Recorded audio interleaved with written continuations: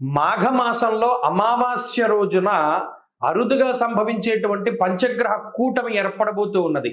ముఖ్యంగా ఫిబ్రవరి నెలలో 17, 18, 19వ తారీఖుల్లో కుంభరాశిలో ఏర్పడబోతూ ఉన్నటువంటి ఈ పంచగ్రహ కూటమిలో భాగస్వాములు అవుతూ ఉన్నటువంటి గ్రహాలు ఏంటయ్యా అంటే రాహువు, రవి, చంద్రుడు, శుక్రుడు, బుధుడు.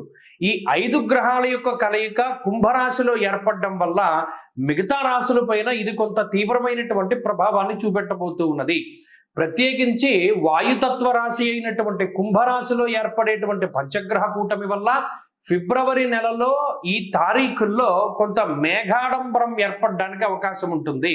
అనగా గాలులు అధికంగా వీస్తూ ఉండడము, చల్లగాలులు వీస్తూ ఉండడము, లేదా వర్షానికి సంబంధించినటువంటి చిన్న చిన్న మేఘాలు లాగా కనిపిస్తూ ఉండడం లాంటివి మొదలుకొని ప్రకృతిలో కొన్ని మార్పులతో పాటుగా ద్వాదశ రాశుల్లో కొన్ని రాశుల వారికి ఇది విశేషమైనటువంటి యోగాదులను ఇవ్వబోతూ ఉన్నది.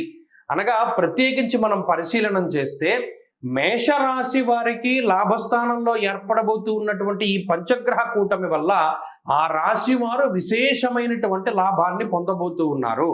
ముఖ్యంగా లాభమందు రాహువు, రవి, చంద్ర, శుక్ర, బుధుల యొక్క స్థితి మేషరాశి వారిని అత్యున్నతమైనటువంటి స్థితిలో తీసుకువెళ్ళబోతూ ఉన్నది.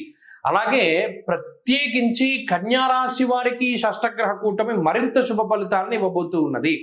6వ స్థానమందు రవి, చంద్ర, బుధ గ్రహాలతో కూడి ఉన్నటువంటి రాహు యొక్క యుతి చాలా విశేషమైనటువంటి శుభ ఫలితాన్ని ఇస్తుంది. వీరితో పాటుగా మకర రాశి వారికి 2వ స్థానమందు ఏర్పడబోతూ ఉన్నటువంటి ఈ పంచగ్రహ కూటమిలో భాగంగా కొన్ని గ్రహాల తాలూకు ఆనుకూల్యత కూడా మకర రాశి వారిలో కొన్ని మార్పులకి కారణమవుతూ ఉన్నది.